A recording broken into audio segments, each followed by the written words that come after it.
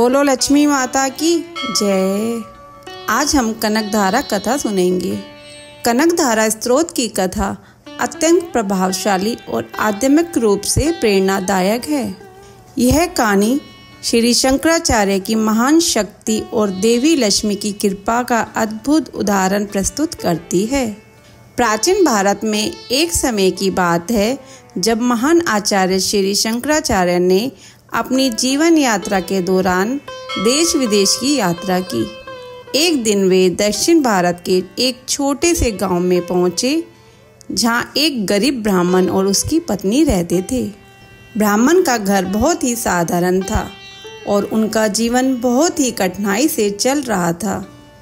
आर्थिक तंगी के कारण वे अपने घर में अतिथियों को अच्छे से स्वागत करने में असमर्थ थे।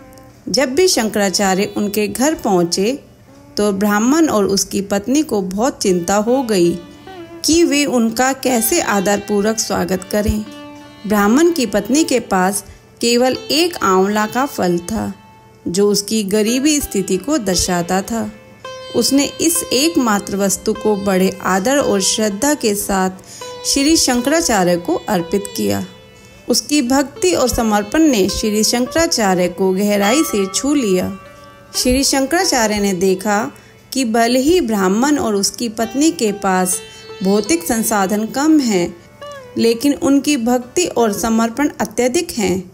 उन्होंने सोचा कि इस सच्ची भक्ति का उत्तर केवल देवी लक्ष्मी की कृपा ही दे सकती है। इसके पश्चात श्री शंकराचार्य ने कनकधारा स्तोत्र की रचना की। यह स्तोत्र देवी लक्ष्मी की पूजा के लिए है और इसके माध्यम से वे देवी लक्ष्मी से प्रार्थना करते हैं कि वे गरीब ब्राह्मण के घर में धन और समृद्धि की धारा बहाएं। कनकधारा स्तोत्र का प्रभाव अत्यधिक शक्तिशाली था। जैसे ही यह स्तोत्र गाया गया, ब्राह्मण के घर में धन और ऐश्वर्य की अनगिनत धारा बहने लगी। ब्राह्मण और उसकी पत्नी की दीनहीन स्थिति बदल गई और वे समृद्धि और खुशहाली में जीने लगे। आइए सुनते हैं हम कनकधारा स्तोत्र हिंदी अर्थ सहित। कनकधारा स्तोत्र के श्रद्धापूर्वक पाठ एवं अनुष्ठान से मनुष्य ऋण मुक्त होता है और उसे धन की प्राप्ति होती है। ऐसा कहा जाता है कि आचार्य शंकर ने इसका पाठ करके स्वर्ण की वर्षा कराई थी। जिस प्रकार भ्रमरी अध खिले फूलों से सजे हुए तमाल वृक्ष का सहारा लेती है, उसी तरह जो श्री हरि के रोमांच से सुशोभित श्री अंगों पर सदैव पड़ती रहती है तथा जिसमें संपूर्ण ऐश्वर्य का निवास है, ऐसी सब मंगलों की देवी भगवती महालक्ष्मी की दृष्टि मेरे लिए शुभदायक हो। जिस तरह भ्रमरी कमल पर मंडराती है, उसी तरह मूल शत्रु श्री हरि की मुख की ओर बार बार स्नेह से जाती है और लज्जावश लौट आती है। ऐसी उस समुद्र कन्या लक्ष्मी की सुंदर दृष्टि माला मुझको धन प्रदान करे।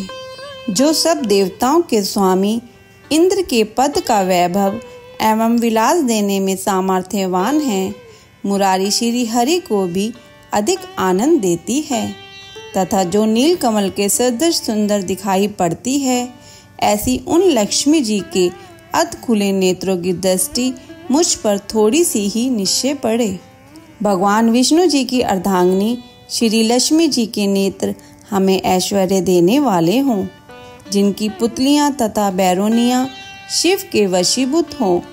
अध खुले नेत्रों से देखने वाले आनंद कंद श्री मुकुंद को अपने पास देखकर कुछ टेढ़ी हो जाती हैं। जो भगवान मधुसूदन के वृष स्थल में धारण की हुई कौस्तुभ नाम की मणियों की माला में इंद्र नीलमयी हरावली सी सुशोभित होती है तथा उनके भी हृदय में काम प्रेम का संचार करने वाली है, ऐसी वह कमल वन में रहने वाली कमला के नेत्रों की दृष्टि मेरा कल्याण करे।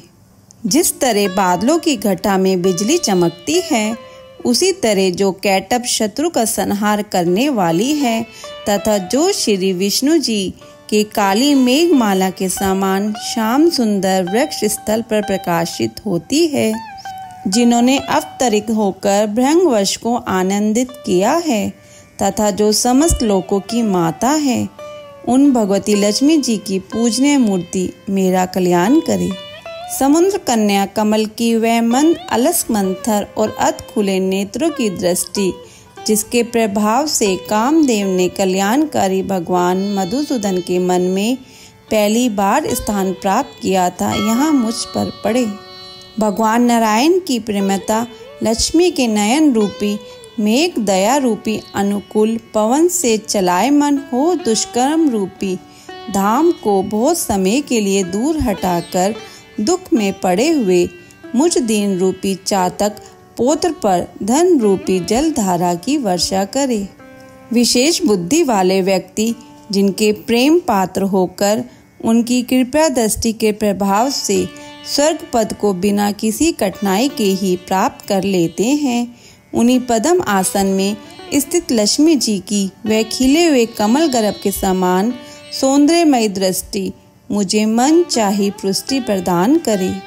जो सृष्टि सर्जन के समय वाग देवता ब्रह्मा शक्ति के रूप में स्थित होती है, पालन पोषण करते समय भगवान गुणध्वज की सुंदर पत्नी लक्ष्मी या वैष्णवी शक्ति के रूप में सुशोभित होती है, तथा प्रलय काल में शाकंभरी भगवती दुर्गा अथवा चंद्रशेखर वल्लभा पार्वती शिव शक्ति के रूप में अवस्थित होती है। उन तीनों लोकों को एकमात्र गुरु भगवान नारायण की सदैव प्रौढ़ रहने वाली प्रेमता श्री लक्ष्मी जी को नमस्कार है। हे माते, शुभ कार्यों का फल देने वाली श्रुति के रूप में आपको प्रणाम है। सुंदर गुणों की वरिधि रूप रति के रूप में आपको नमस्कार है।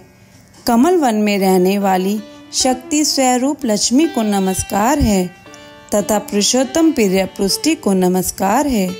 कमल के सदृश सुंदर शरीर धारण करने वाली कमला को नमस्कार है। क्षीर सागर में पैदा होने वाली श्री देवी को नमस्कार है।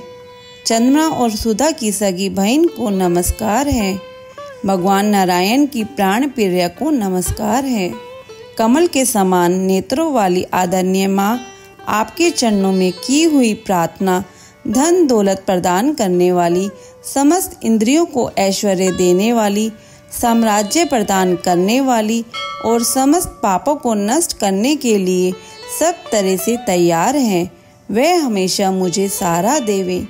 मुझे आपके चरणों की वंदना का शुभ समय सदा प्राप्त होता रहे। जिनकी दया दृष्टि के लिए की हुई आराधना आराधक की समस्त इच्छाओं की पूर्ति करती है एवं संपत्तियों से बढ़ोतरी करती है, ऐसी श्री हरि की हृदयेश्वरी लक्ष्मी जी का मैं तन मन से तथा वाणी द्वारा भजन करता हूँ। हे भगवती, हे हरि प्रिया, तुम कमल वन में रहने वाली हो। तुमने अपने हाथों में नीला कमल धारण किया हुआ है। तुम अत्यंत श्रेष्ठ वस्त्र, गंध और माला आदि से सुशोभित हो रही हो। तुम्हारी झांकी बहुत सुंदर है। तीनों लोकों का आनंद प्रदान करने वाली देवी, मुझ पर प्रसन्न हो। हाथी द्वारा सोने के कलश के मुख से गिराए गए आकाश गंगा के पवित्र एवं सुंदर जल से जिनके श्री अंगों को स्नान कराया जाता है, ऐसी तीनों लोकों के स्वामी भगवान विष्णु की पत्नी और क्षीर सागर की पुत्री तथा जगत की माता लक्ष्मी जी को मैं सुबह कर वृद्ध प्रणाम करता हूँ। कमल के समान नेत्रों वाली केशव की प्राण प्रिया, हे कमले, मैं गरीब और गिरे हुए दीनहीन मनुष्यों में सर्वप्रथम हूँ, इसलिए तुम्हारी कृपा का स्वाभाविक आकांक्षी हूँ। तुम ऊंची उड़ती हुई करुणा की बाढ़ की तरल तरंगों के सदृश नेत्रों से मेरी ओर निहारो। जो व्यक्ति इन स्तुतियों द्वारा नित्य प्रति वेद त्रय स्वरूपा तीनों लोकों की माता भगवती लक्ष्मी जी का गुणगान करते हैं, वे इस पृथ्वी पर महान, गुणवान और बहुत ही भाग्यवान होते हैं, तथा विद्वान पुरुष भी उनके मन के विचारों को जानने के इच्छुक रहते हैं।